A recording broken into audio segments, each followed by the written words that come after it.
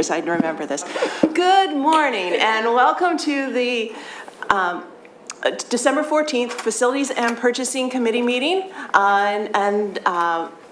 We are beginning with a couple of new members, as Kimberly Garrison is joining us, and Jason Herman, who will be the co-chair with me for this, will be joining us in a little bit, and we'll be calling in. But with further ado, let's begin with the first thing on the agenda, the list of bills. Does anybody have any questions about any of the items on the list of bills?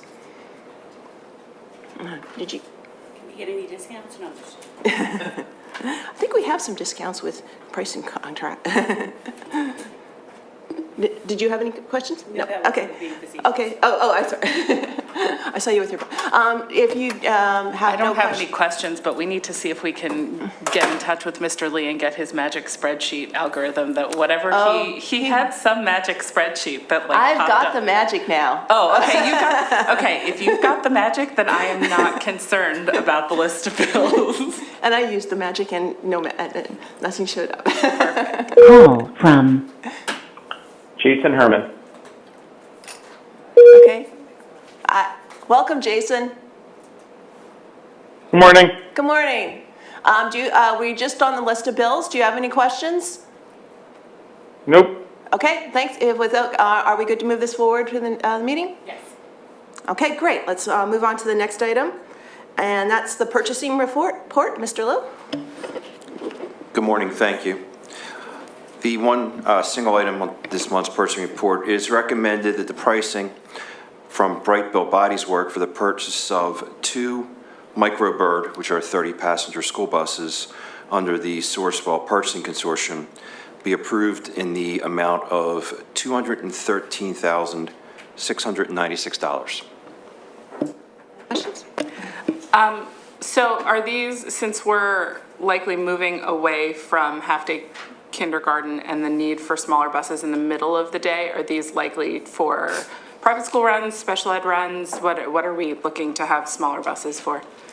There are some special needs runs that still require the 30-passenger buses, and they still are required as part of the fleet and the way that we distribute the different routes. So there's definitely still a need for them, regardless of any decisions on full-day K. So does this charge include any sort of modifications that we need to make to a bus for students with different physical needs, including like a chair lift or something like that? It does not have a wheelchair lift. That's a different designation, different type of bus. Okay.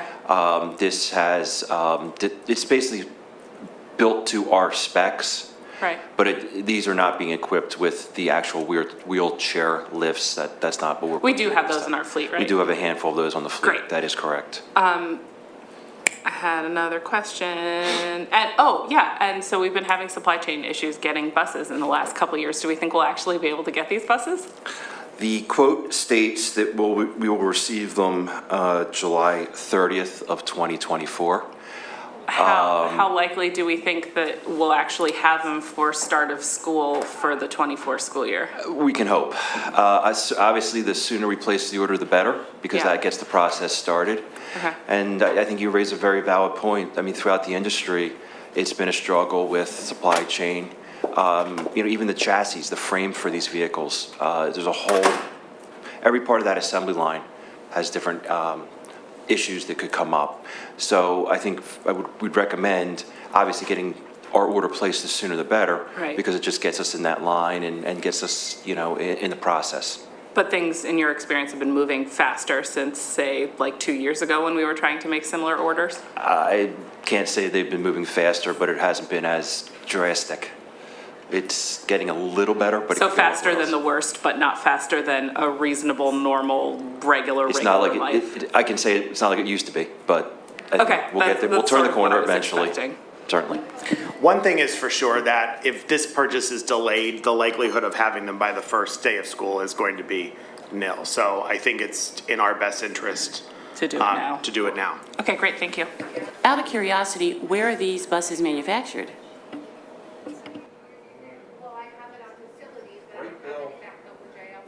Where's Brightbill's factory? They have multiple. Sorry. I was on the webpage the other day, and I Forgot to look at that. Good morning. They have multiple factories. I would have to check with them. There's a factory, I think, in Georgia they have, and they also have a Canadian factory. Some of the smaller buses sometimes are made there, but I would have to check with them because there's a lot of production lines that are currently shut down, and they're shifting the production to different locations due to the supply chain. Thank you. What fuel are these ones? What fuel? Gasoline. Jason, do you have any questions? No, I do not. Okay, thanks. Just so that everyone is aware, because I think, there have been lots of discussions regionally and across the country about moving towards EV technology, electric vehicles. The technology, we're watching that really carefully. The technology right now, in climates such as ours, districts that are piloting right now, on a 72-passenger bus, to get a good charge and to be able to do the runs that are needed, they're only able to put between 30 and 35 elementary students on the bus, because the heavier the bus, the faster the charge goes down. So we're watching that really carefully. The other thing, even though that these are not EV, and I was asked the other night at the Federation of Civics what we're doing to reduce our carbon footprint. Anytime we bring a new vehicle into our fleet and we excise an older vehicle, we're naturally creating less harmful conditions for the environment than previous vehicles.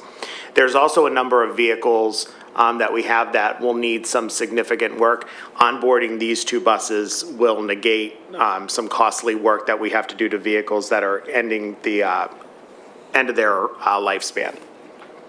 Thanks. Now, last year we tried to switch over to more natural gas buses, but they were not available. Is that supply line still a problem too? The CNG is a dying technology, particularly in the 30-passenger. They never really produced them in the 30-passenger. We tried it and had a miserable experience, so in the 30-passenger specifically, so we've been moving back to that gasoline in the 30-passenger, and then Oldest has been tracking it between the engines and CNG tanks and other parts of that supply chain. It's become dried up. I mean, it's the lesser of whatever evils there. Yeah, I talked to every manufacturer recently just to make sure, check their plans, and right now they don't see producing CNG buses, mostly because CNG infrastructure is very expensive to build, so. Yeah, okay. I have one more question. What percentage of the fleet of the buses are gas?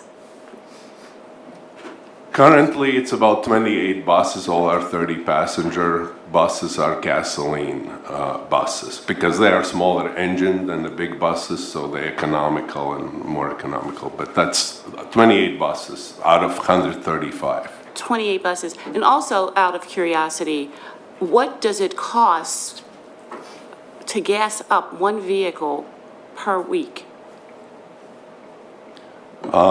It depends on how vehicle is used.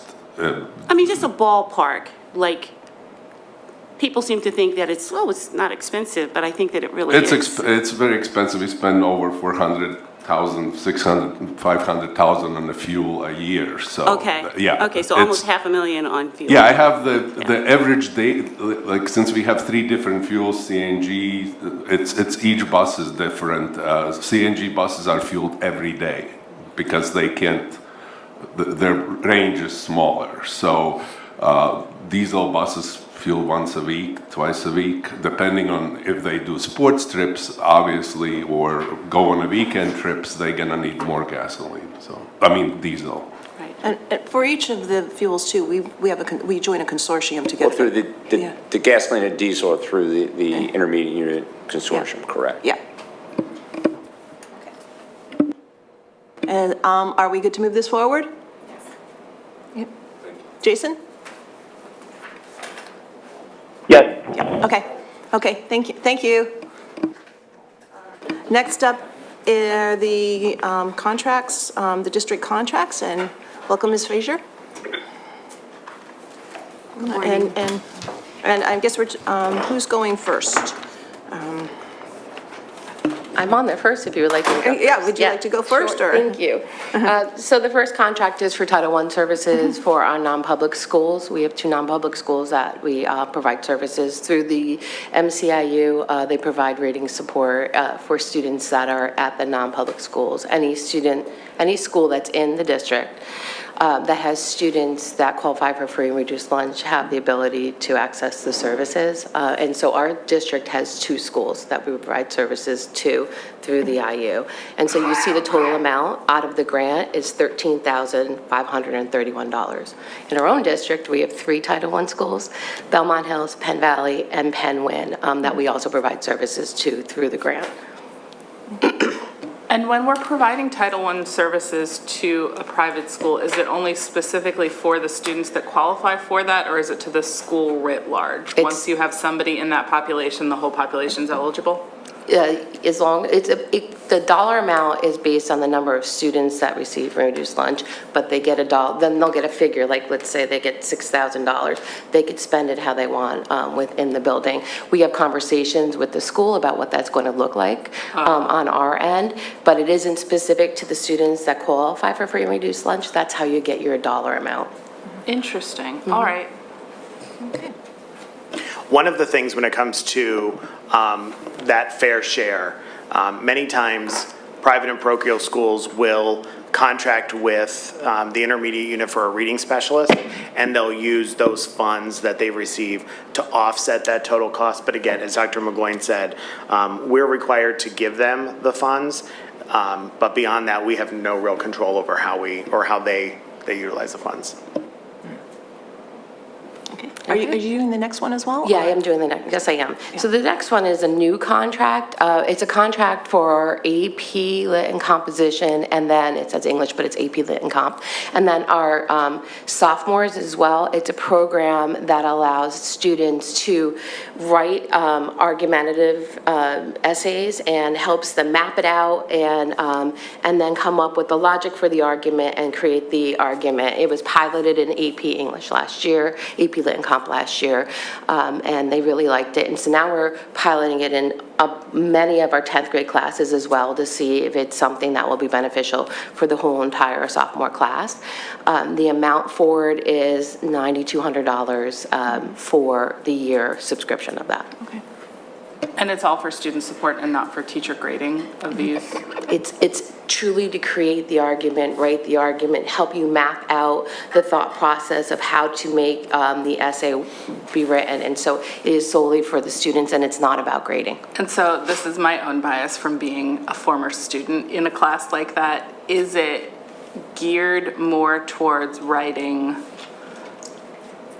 towards the AP rubric and what a grader would need to be using to assess an essay written in that test? Or is it more for designing a quality persuasive essay? It's more for designing a quality persuasive essay. That's why you see it not only for our AP class, but our sophomores as well. If it was solely for the AP, we would only purchase for the AP. This is also for sophomores as well. So it is not about and focused on getting a 3 or 4 on the AP exam. Does not mean that it's not going to help our students get to that point because of their thinking process, but it's also for our sophomores because it is a really nice tool to help us with student writing.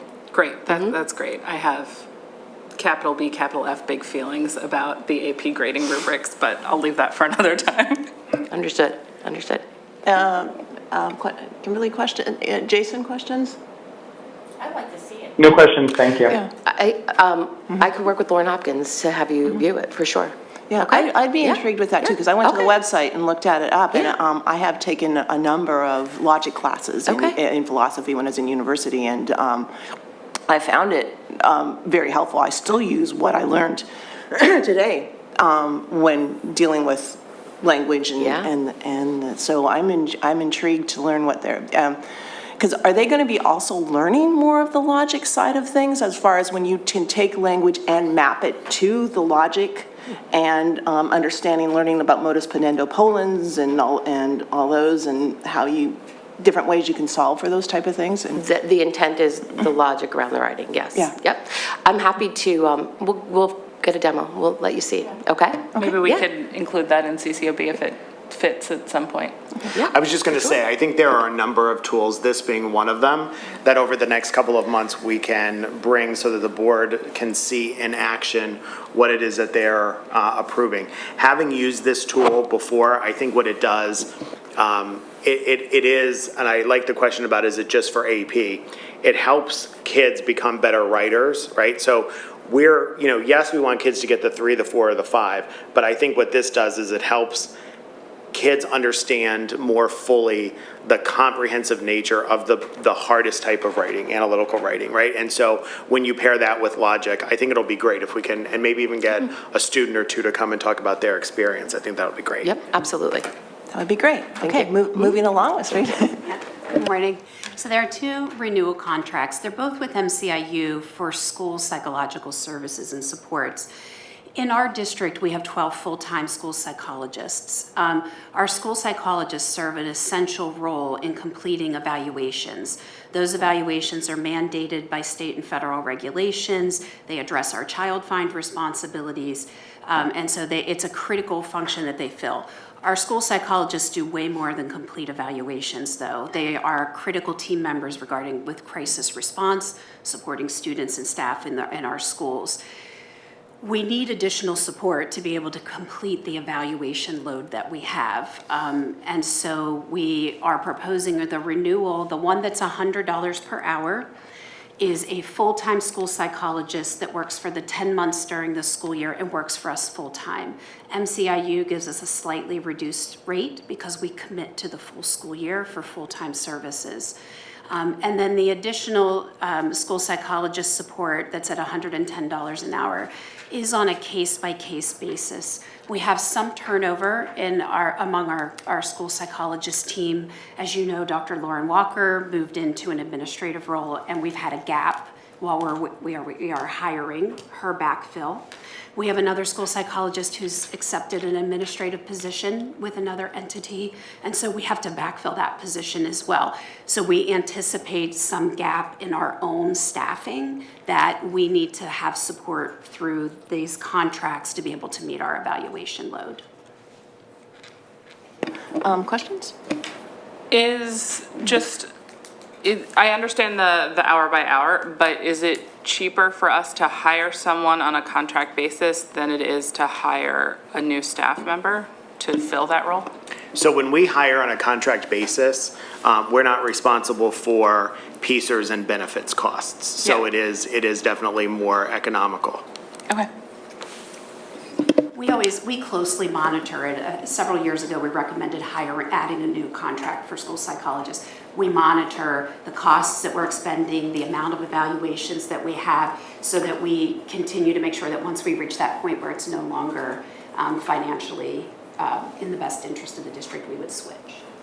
And so if we have somebody who's effectively working in our district for a year, are they doing any of our PD, or are they getting all of that from the IU? And how are we sort of, even if they're only going to be here for a year, how are we kind of making them one of us?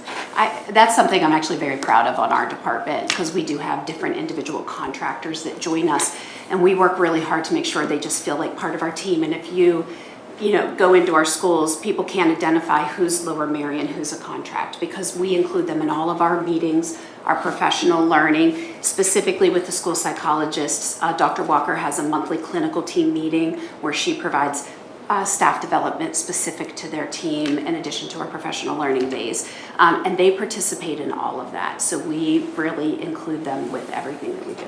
That's great, because I know that like a lot of our PD has to do with like our safety stuff, our trauma response stuff, our equity initiatives that not necessarily every district does, and not necessarily to the degree that we do. And I'm really proud of the work we do there, and I want anybody who's having FaceTime and evaluation power over our kids to have that background knowledge and that basis, that foundation. So that's really great. Thank you. I have a question. The contract or consultant, are they working 40 hours a week? Do they So work? the one that's full-time is a typical 7 hours a day for 5 days a week. But it's based on 180 school days for 7 hours each day is what the contracted time is. And then the case-by-case is dependent upon the, a specific evaluation. Okay. That's a lot. Yeah, I yeah, could ju- we budget approximately $142,000 there's $142,000 in this year's budget to help cover these costs, because we anticipate them, we know it's a given cost that we're gonna have.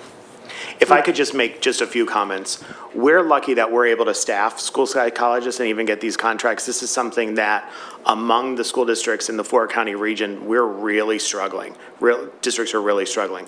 The other thing that I'm really happy about, typically in other districts that I've worked in, the school psychologists are staffed at a level where they're only doing evaluations. Here, we have our psychologists available for crisis situations, threat assessments, and really to help guide school-based teams in making decisions around kids. And that is really not happening in a lot of other districts. So I think although these are large expenditures, the benefit is that we're really comprehensively supporting students, helping to maintain keeping students in school. And then if students need help outside of school, those folks are also, with the support of our social workers and other staff, helping families navigate sometimes a lot of red tape around services outside of school. Yeah, and to add to that, you know, like, also, in addition to all of that, I mean, our school psychologists average about 100 evaluations per psychologist per 10-month school year, period of time. So they're still doing a very high evaluation load. That's individual students, or that's like an initial evaluation plus IEP meetings throughout It's the year? no, that's just 100 evaluations. And then the work that comes with that is often multiple meetings, the direct assessments, observations, collaboration with parents and teachers. So there's a lot of work Yeah, that goes so into. their student caseload is 100? Yes. Okay. Does that include 504s as well, too, or? If there's an evaluation that goes with that, yes. For the one who's full-time, are they assigned to one school or across the district? No, what we do is we have them work out of district office so that then we can determine where we need additional support and assign it out that way. Yeah, we make every effort to make sure that the school psychologist that's in our schools is a Lower Merion school psychologist. Okay, appreciate it, thank you. Jason, do you have any questions? No, I think that was a great explanation. Thank you. Okay, thanks. Okay, are we good to move this forward? Okay, thanks. Thank you, both.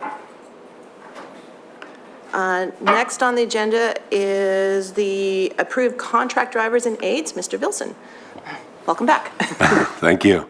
Every twice a year, according to school code, we need to bring to board for approval names of the contracted school bus drivers and aides that we use with contractors. We use contractors for special needs routes. We also use for sports trips that originate around 2:30, that when our bus is doing home to school. All these contractors are cleared by us. We reviewed all their background, the same as every school district employee, every background clearance. If they are school bus driver, we make sure they have a valid S endorsement, they have an annual physical certification, and they are also subject to drug testing, and we check their driving record. And this is above and beyond what any of the actual businesses we're contracting with would necessarily be doing for their employees, correct? If they work for schools, most of it is standard. We do ask like a drug testing. The smaller vehicle drivers are not required drug testing. Our contract requires them to be drug tested randomly. So we go above and beyond, but they all subject, if they drive for a school district, if they drive for a cab company, they're not subject to that, but we would require it from them. But so yeah, I knew that. I just wanted to make Okay. it public knowledge that the district is really concerned about the people that we have on, on our buses, and anybody who's interacting with our children. It's really important that we screen all these people really carefully, and that extends to our bus drivers and our bus aides, who we really appreciate. And if you would like to come drive a bus for our district, we're a really great place to work, and we're always hiring bus drivers. So you can just head on over to lmsd.org and fill out an application. We'll be really happy to have you. Thank you. I don't want to put you on the spot. I should have asked you this before, but you always know the answer, so I'm confident. Not only do we transport students that attend our schools, but we're required legally to transport students in private, non-pubs, and parochial schools within a 10-mile radius. So do you know the approximate number of schools that we transport to? Total number varies between 135 and 142. That's including our schools, that's including non-pubs, and that's including specialized schools. About 85 are non-publics, not-for-profit non-publics. So I think that's a really important data piece. You know, when we talk about the operation of a school district, we tend to think in this bubble, right? Like that we're 11 schools in an admin building. But then when you think, you know, our transportation department is effectively running a transit system to over 100 schools. So, you know, often, well, I shouldn't say often, because it's, you know, when there are concerns or complaints that are raised about transportation, one of the things that I always share with families is that we're transporting kids to roughly 100 plus places every day. And so while we're not perfect, I think we do a really good job, and I thank you and your team for everything you continue to do, because it is like running a small city transit system. Yeah, and that 10 miles is not 10 miles from your house or 10 miles from your school. It's 10 miles from the closest edge of our school district to the school based on like a certain size of road, so that I believe we actually do bus children to New Jersey every day, correct? Currently, no, but we had students that went to New Jersey too. Yeah. And when it comes to special needs with IEP, there is no 10-mile boundary. Yeah, you have to go where they are assigned. For non-publics, it's 10 miles out of district, closest boundary to the school. Yeah, I completely understand and agree with the importance of busing children with special need, with their own needs to the school they need to go to. It's just the private parochial schools that we are responsible legally for, because our state legislature does that. There is, just so my fellow committee members know, that there is a movement amongst some of other school boards and the PSBA to try and get that 10 miles amended to a 5-mile radius. I personally would be in support of that if we wanted to examine board public support of that change for PSBA. It was on the PSBA platform this year, getting that changed. And that would be a pretty significant reduction in burden for you, correct? If that boundary was from 10 miles to 5 miles? That would be significant reduction, yes.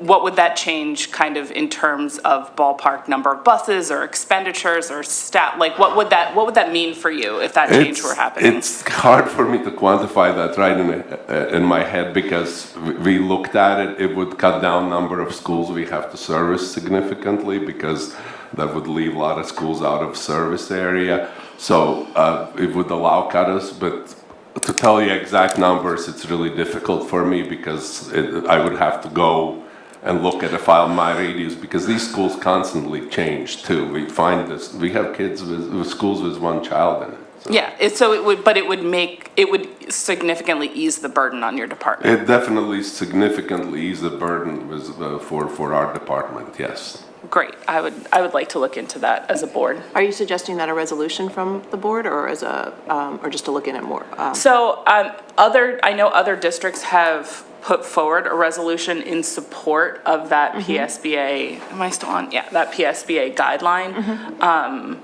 And I would support that. I would look into however we wanted to express that as a district. I'm not married to one solution or another, but it's something that I know it's something that I was told was kicking around when I did my new board director training in 2020.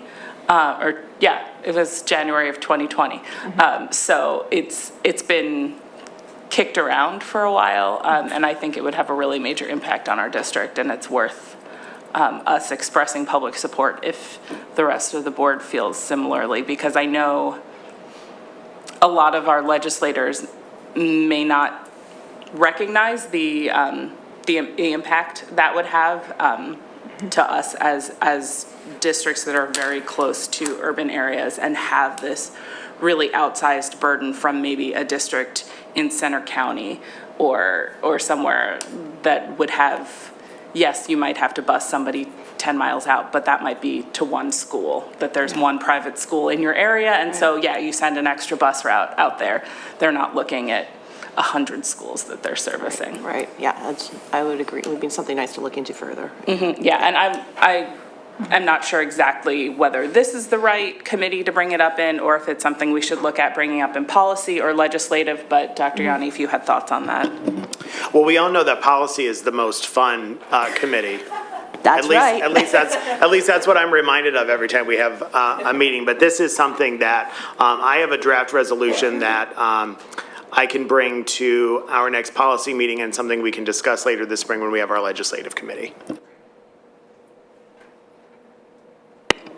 Okay, thank you. Are we okay to move this forward? Yes. Yeah, okay, thank you. Thanks. Next on the agenda is E+ Cloud Quote. So we have two IT items E and F. Mr. Fraser isn't here today, so Mr. Maldonado is filling in for him. So we'll probably go through those two and then answer questions. That's okay. Thank you.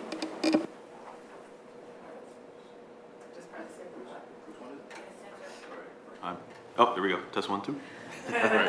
Check. Hello, good morning. So for this first agenda item, the E+ quotes, that's a company that we contract with. The Barracuda Archiver, that's used for archiving emails for compliancy. So we're required to store emails a period of time after, if someone stays on or if they leave, go to another district, we have to store those emails for compliancy, for e-discovery, things like that. For the Barracuda cloud-to-cloud renewal, sometimes these can get a little confusing because where the archiver is used for compliancy and storage of emails, the cloud-to-cloud renewal is backups for the applications that we use within Microsoft, such as Teams, email as well, and some of the files that are stored within there, like Microsoft Word and things like that, so we can restore stuff on the fly for users. And then the E+ quote for the Nutanix software, we have what's called a virtual environment where we have machines running virtualized, and Nutanix is the product that we use to manage the storage for those machines. So they pool those resources as well, makes things more cost effective. But these are all different items that we use currently, and these are contract renewals.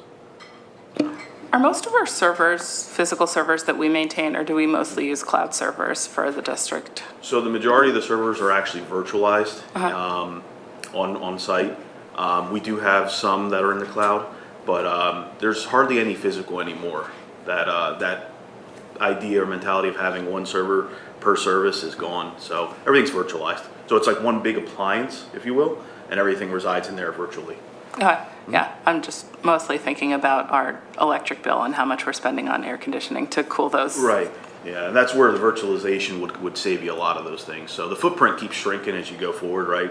I could spend like 2 hours talking about cloud, but I won't bore you. But as we go, as every year passes, we look to migrate and leverage that the cloud resources to move things that way for those reasons.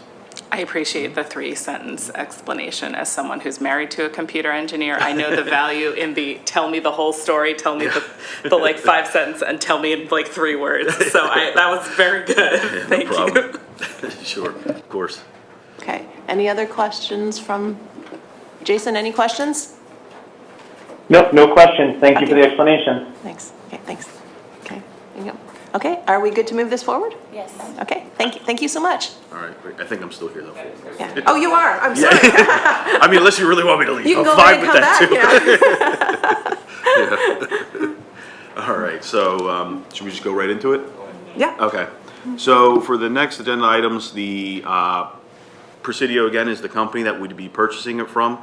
The Gigamon quote is a product that we use to inspect network traffic that is going through our internet pipe.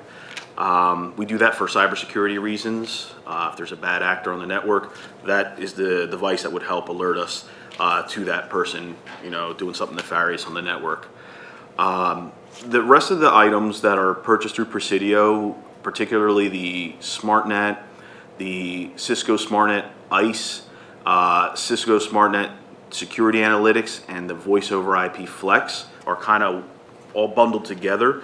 We use a lot of Cisco products here for network switching and for telephony, and these are the various things that are for support contracts. So if our network manager gets into a situation where he needs to call support, it would be through one of these contracts. So again, the SmartNet is the actual support for the network switches. If we have to call vendor support, they'll get us a new device within 4 hours if it fails or something like that. And that's essential because that shares the internet connection with the students, right? That's how they get on. You need that core network device to be able to communicate to the outside world. So that's what these separate things provide support to. Any questions? No.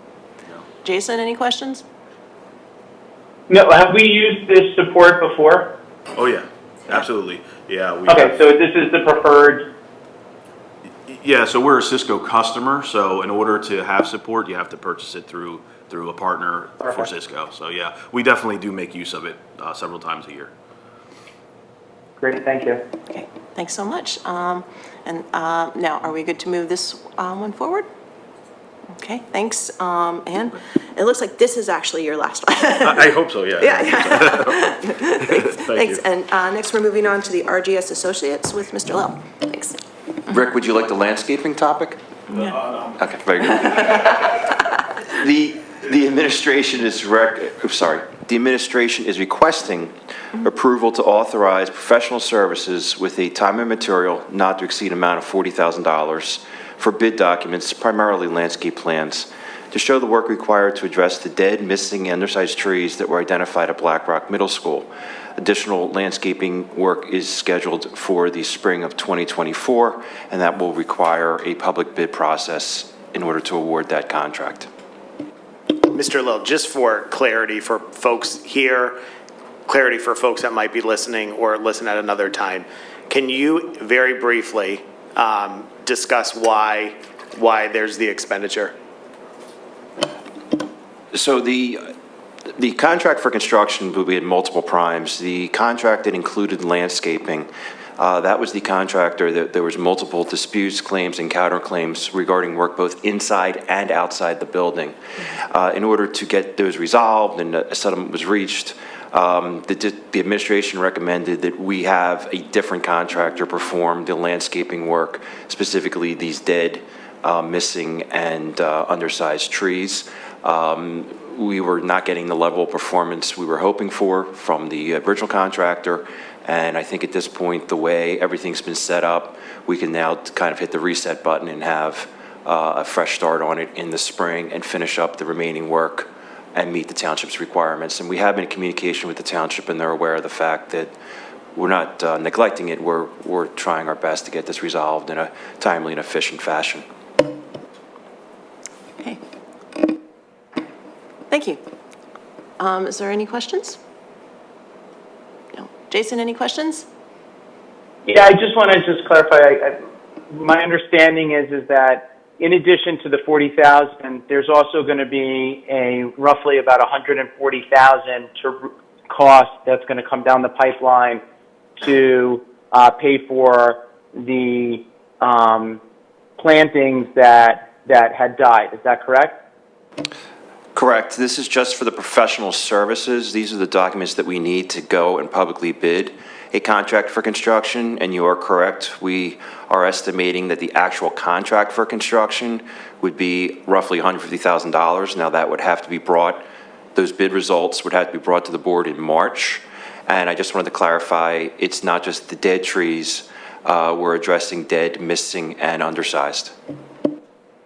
And that part of the settlement that you referred to, what ended up happening is that the board had authorized that settlement before, I guess, the previous board, and it was to recuperate $40,000 of it, but not to recuperate the $150,000. So we're actually going to be ending up having to pay the $150,000 twice. Is that correct?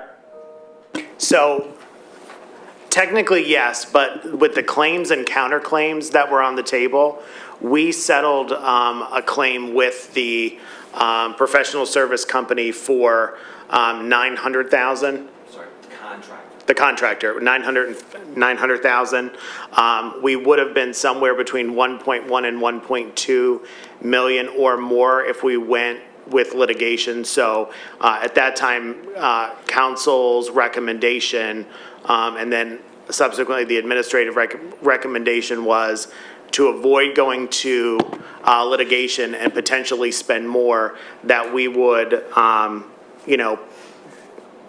essentially take or settle at 900,000 and then have funds to do the plantings.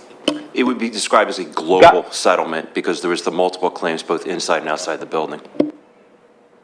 No, I just wanted to make sure that if people saw saw it again, I just wanted to make sure that it was clear that everyone understood where that money was coming from. And the $40,000 we've already paid in the design for this company once before, correct? To do this work initially? Correct. Now, the problem that we've run into is because they've had to go out there and do the punch list multiple times, which is not typical. They've done it 5 times now, which is not normal. There is additional services that they've had to incur, and we need to reimburse them for their services ongoing. Why do they need to do the punch list 5 times and does that point to some ineptitude not on our part? No. We continually point out to contractors where the deficiencies are, and in certain situations, they would prefer to litigate and argue than plant the tree. I hate to be that cold, that's how it works. Yeah, I just wanted to make clear that I wasn't saying that we were being inept, that the contractor was, that they weren't doing a good job if they had to come back 5 times to do a job. What I'll say globally, having been through multiple construction projects, contractors know that there is so much red tape and school districts have very little recourse against contractors because you're dealing with taxpayer money, and to fight lengthy legal battles is not something that anyone is looking to do. So I think moving forward, if or when we do additional construction, we need to be continue to be really vigilant around what we want done. But from a legal standpoint, I think looking at our land development, who we use for land development council, and how those land development documents are written, they need to be written in a more stringent way to give us more recourse against contractors and companies when we need to seek financial relief. That's it. And there's no way that the $40,000 would fall under the scope of the original $40,000 that we paid them? It does not. Thank you. Yeah, and I was just going to say what Dr. Yanni, pertaining to what Dr. Yanni was saying, if there's any community out there listening, and I know that there's a lot of sometimes upset about the expenditures that the district has on legal services, and at a certain point, it's necessary. It's not the district being the big bad in any way. It's that people are trying to take advantage of us, and we're trying to protect our schools and protect your money that you entrust us with as residents of our district. I mean, and it also goes And I back. think, Go ahead, Jason. and I was just going to say that, as Dr. Yanni had pointed out, that all of the decisions that were made previously were on the advice of council. So we actually went through the advice, we went through retaining counsel to ask them what to do under the circumstances. And as a district, we relied on those representations by experts who were the counsel, and they advised us to take these steps. Right, Dr. Yanni? That's correct. Right. I think, one thing that we have to comply with when we go out, we have to go out for bid, and we have to take the lowest bid too. And that's not, and so there is that is a whole other problem in itself, that we, they don't necessarily, you have to be very diligent in your review of what they've included. And when it's a large project like this, they sometimes don't include things that you, until after the fact. And and hence all the change orders that you receive. And that creates a whole level of scrutiny that we have to comply, that we have to ensure is done properly at the outset. Not to belabor this point, but, we talked about potential resolution for transportation. One of the other resolutions I'll be bringing forward this spring, something that our superintendent group is working on. So Mrs. Schaffmeister is correct. So when we do a bid, you have to go with the lowest responsible bidder. One of the things that we're pushing hard at the state level is to look at the average cost of change orders from contracts, because a low bidder could come in, but we know in surrounding districts, that same contractor might have hundreds of thousands or millions of dollars in change orders, which doesn't factor in at the time that you are selecting the lowest bid. So that's going to be another resolution that I'll bring forward this spring. I wholeheartely appreciate that. Yeah, I think all of us that have suffered through the meetings with like an hour of change order review, that we appreciate that effort. Okay, if there's no more questions, are we good with moving this one forward? Yes. Okay, great, thank you. Yes.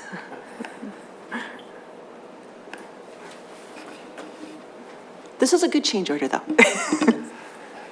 Yes, as fate would have it, we have a change order for BlackRock, which I hope is one of the last, hopefully the last, and this is us going through. I did insert the word hopefully. This is us going through all the final closeout documents, punch list, and really going through things with a fine-tooth comb. Specifically, what this involves is the contract documents require the contractor to provide and install a safety shower. The contractor provided it and placed it into the boiler room of the building, and it still sits in the boiler room of the building. Therefore, the and install didn't get done. So given where we are on the project, the fact that we have a fully occupied building and construction crews have been demobilized, basically we're recommending that the district be given a $1,000 credit to the district. We can install the safety shower, and then this would basically reconcile this single transaction. Safety shower or eye wash station? It's combination. Oh, okay. You can wash all your parts, okay.